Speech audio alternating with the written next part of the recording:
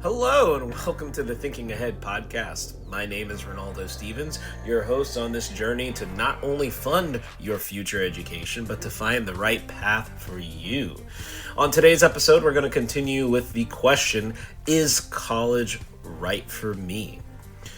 And just a little bit about myself. Remember that I am a college graduate that had left college with a lot more debt than I had originally intended to have. And I don't want anybody to have to go through the troubles and situations that I had because of my college debt and because of the choices I made. So I want to teach you to make better choices, which is an educated choice. All right, moving right into it. Last time we left off with talking about, is college for you? And thinking about where your life is right now.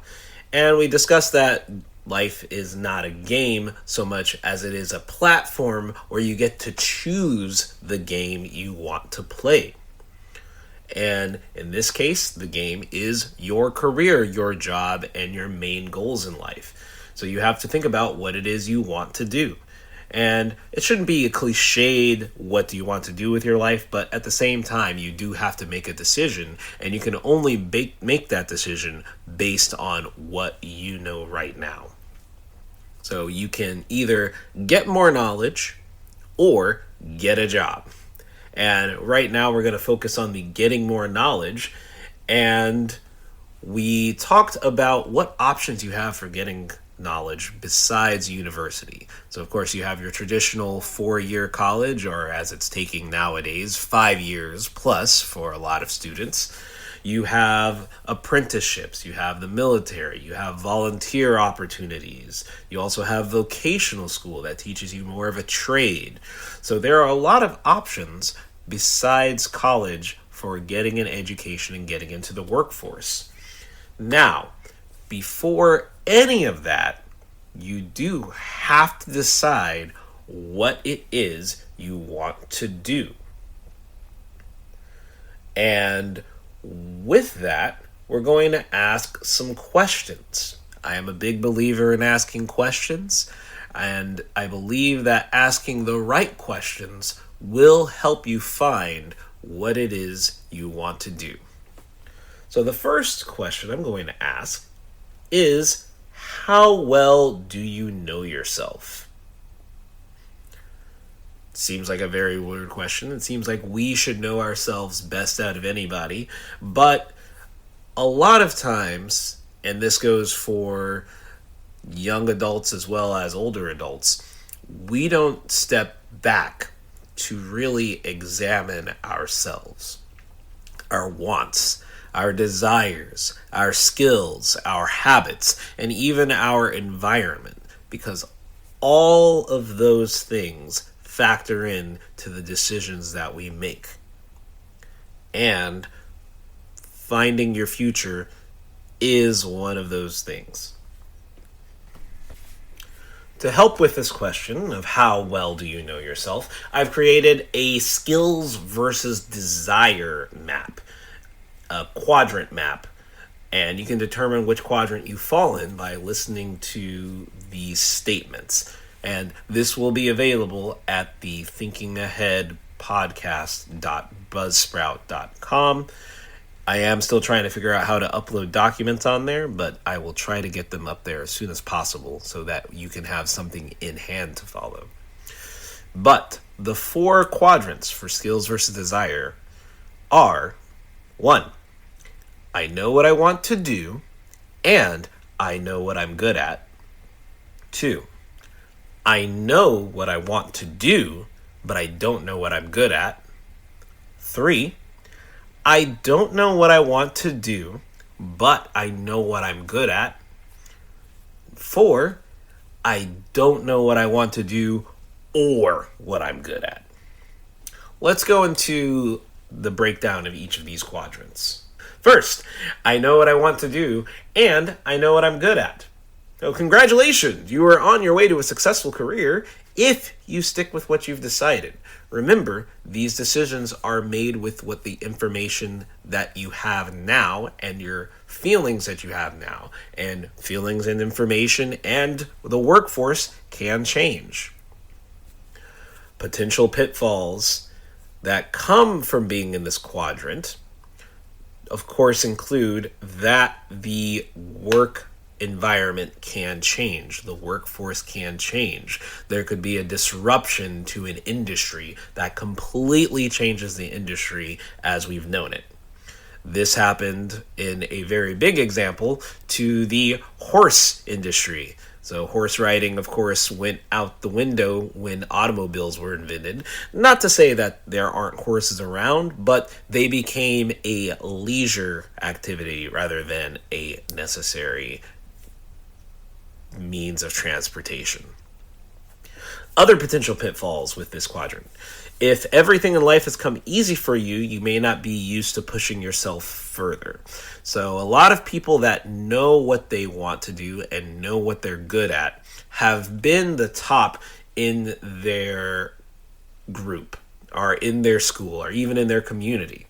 The problem is when you exit high school or even college, the world is bigger than your school, your town, or your state. You need to be ready for that competition.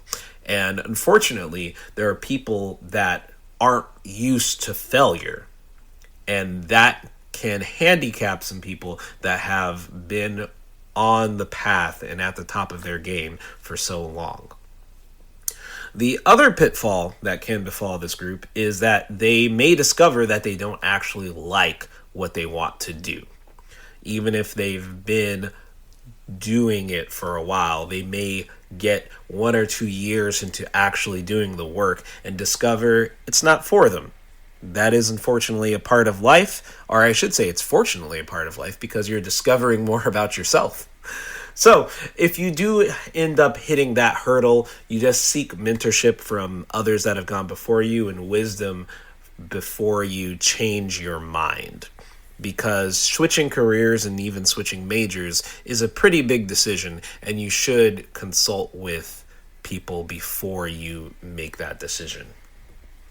To overcome some of these pitfalls, what I do recommend is getting used to trying something hard and failing. If you have been the best in your field and you've been good at what you do, maybe you need to push yourself a little bit further.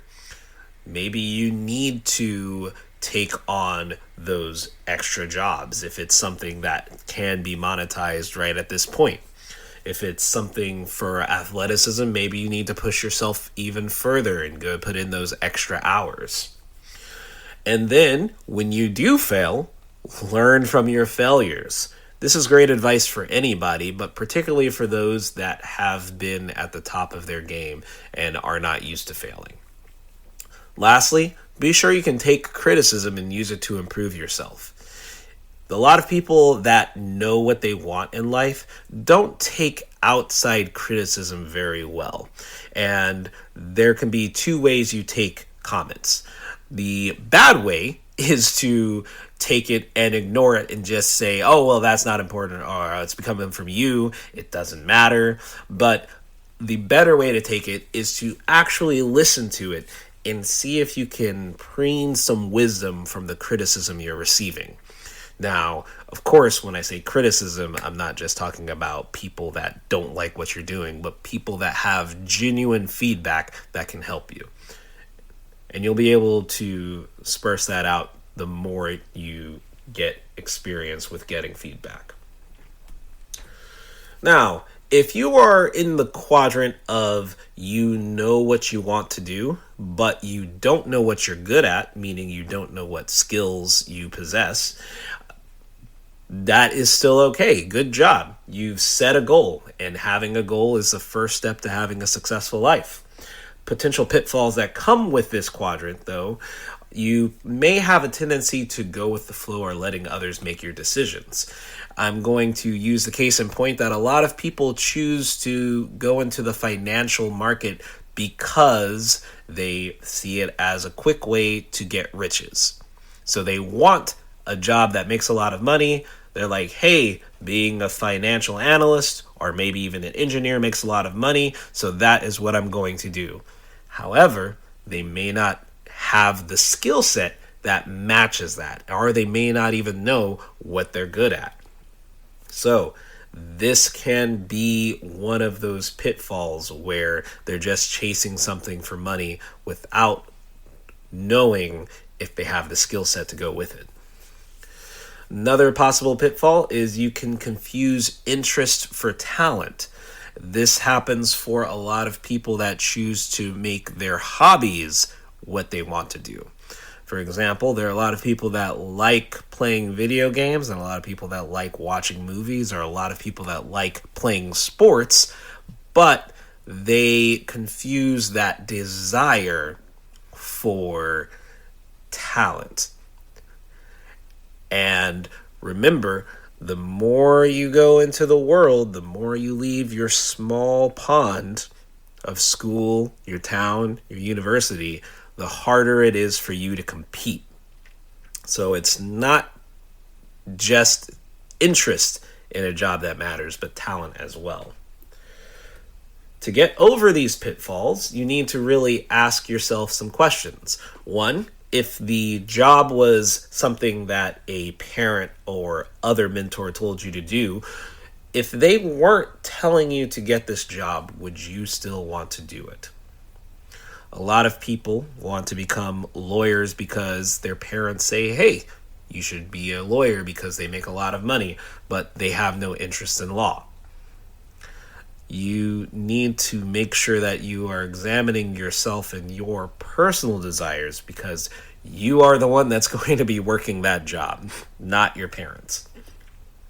Another way to get over this pitfall of not knowing what you're good at is to make a list of skills that you use weekly.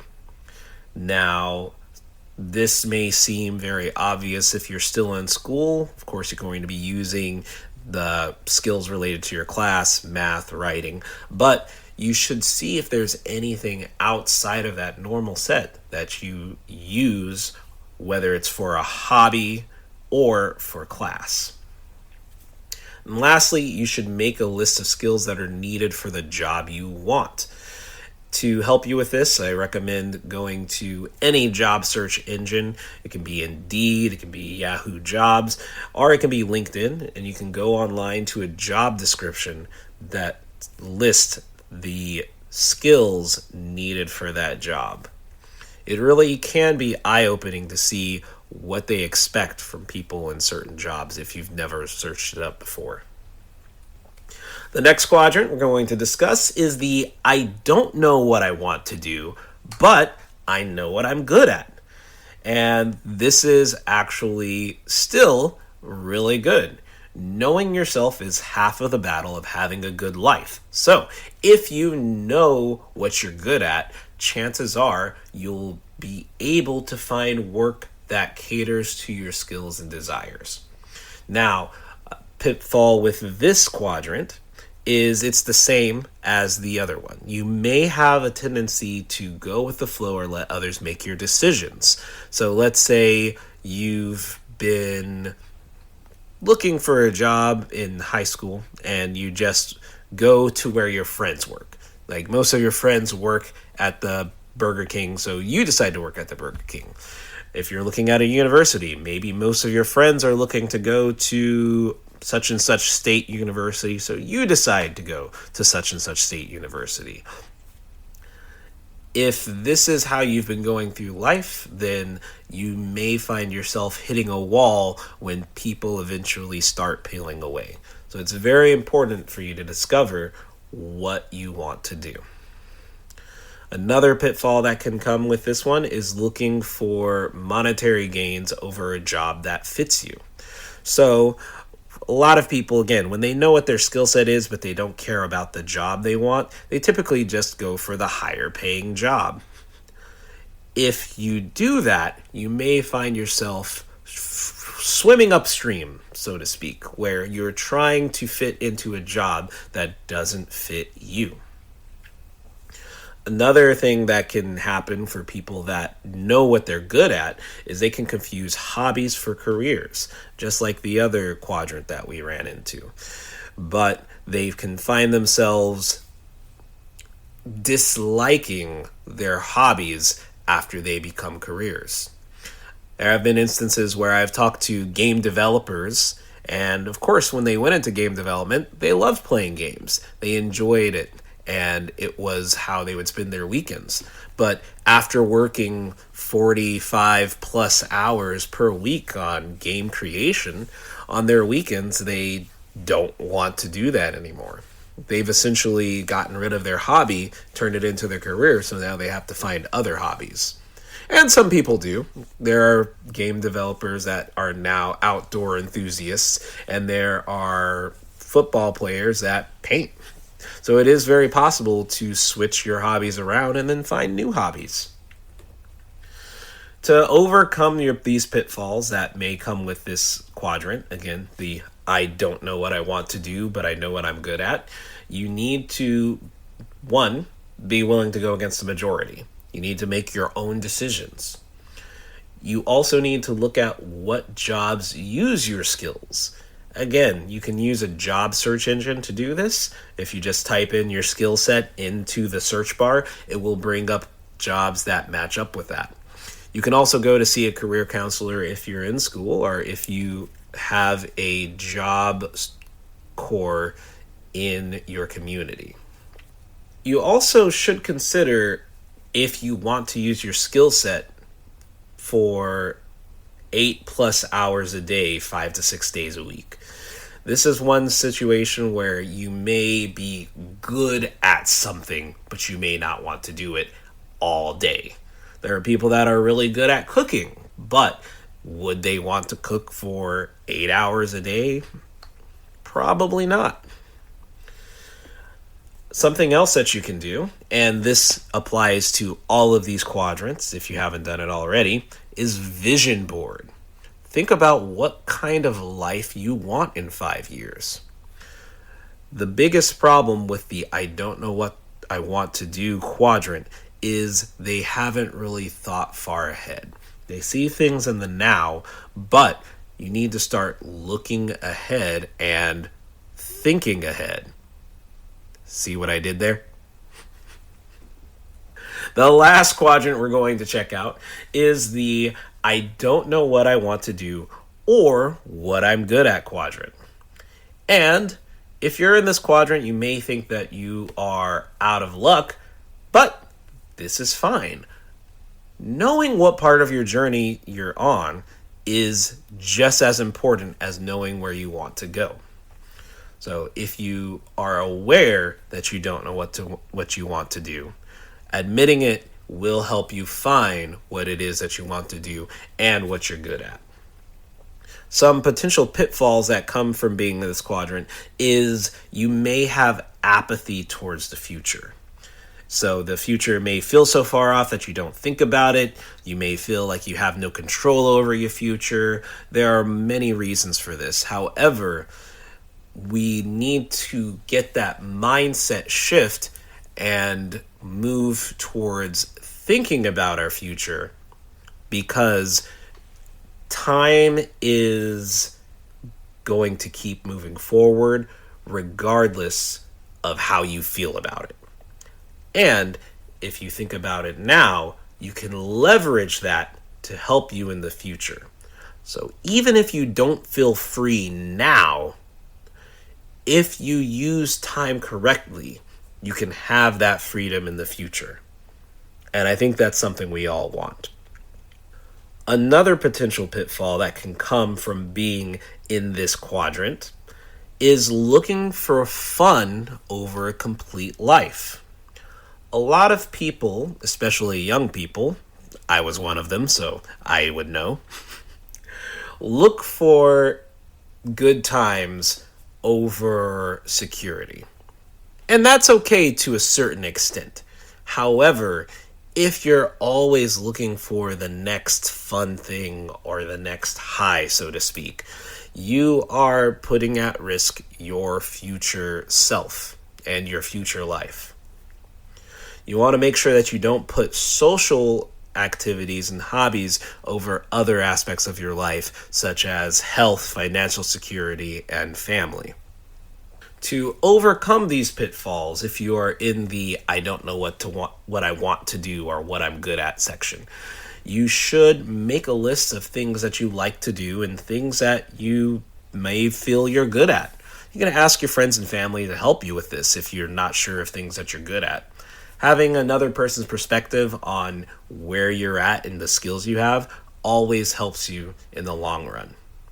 Same thing as before, you can also vision board, because you will need to start shifting your mind to think about the future.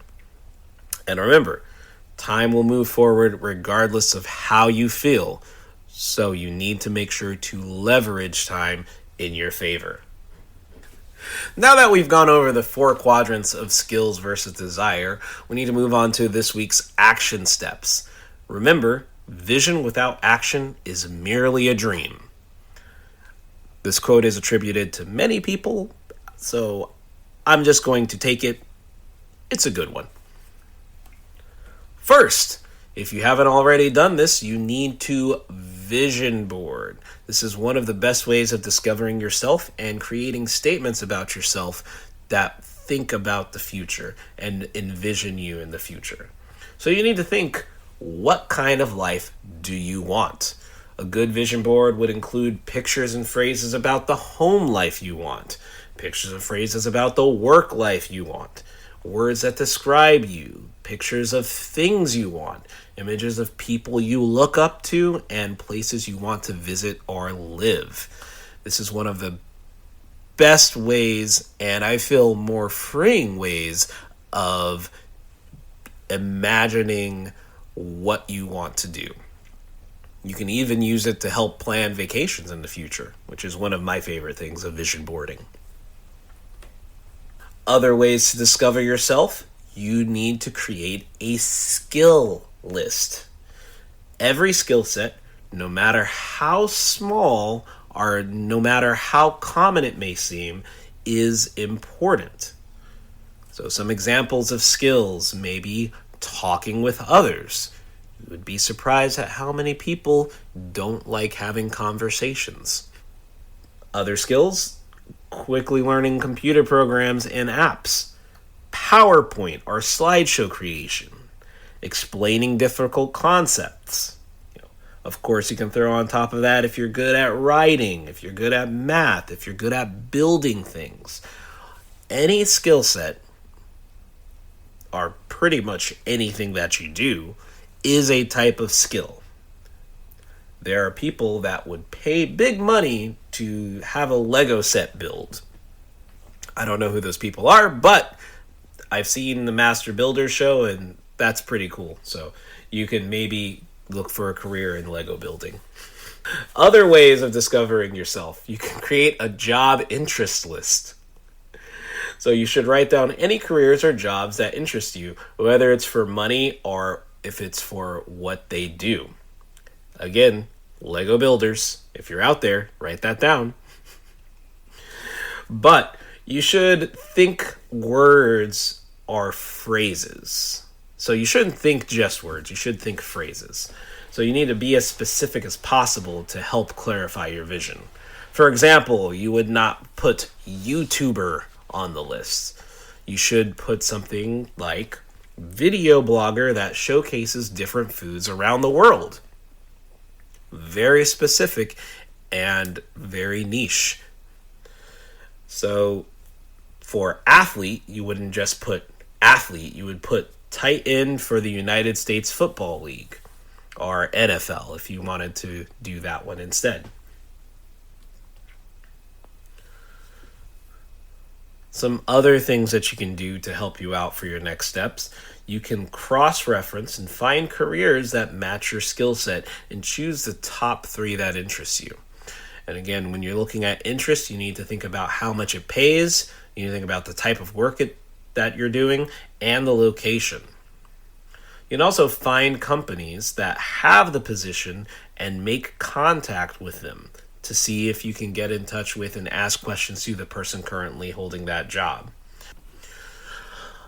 I'm going to upload a sample interview questions list for questions that you can ask when you call that company. So that way you're not just trying to think of them off the top of your head.